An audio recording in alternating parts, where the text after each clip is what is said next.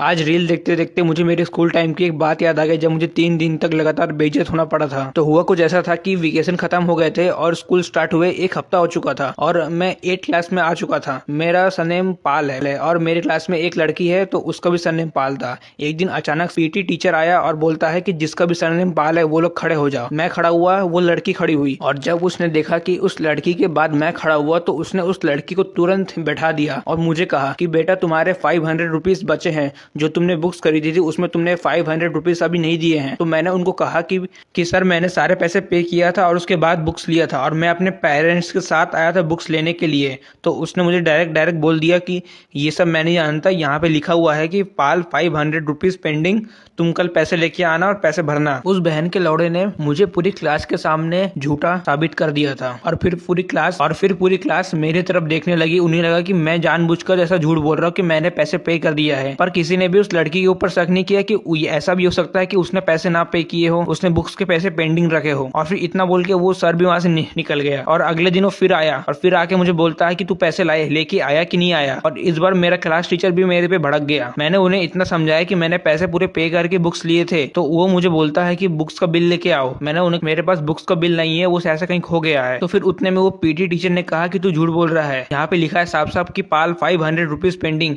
पर मैं भी एकदम कम दिमाग का, मेरे दिमाग में भी ऐसा नहीं आया कि मैं ये बोलूँ सर को कि सर वो लड़की के भी तो पैसे हो सकते हैं, जो उसका भी सरनेम पाल है, शायद से आपने उसका लिखे हो। पर मेरे दिमाग में ऐसा कुछ आया नहीं कि मैं उन्हें बोलूं।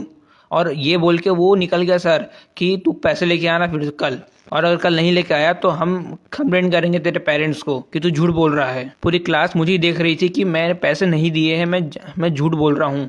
पूरी क्लास में 2 दिन तक मेरा पूरा बेइज्जती हुआ है और तीसरे दिन भी हुआ है। तीसरे दिन आया, उसने मुझे फिर से कहा और मेरा क्लास टीचर उस दिन और ज़्यादा भड़क गया। उसने मुझे क्लास के बाहर खड़ा कर दिया और मुझे भी ऊपर से कुछ खेल समझ नहीं आ रहा था कि बहनचोद ये हो क्या रहा है।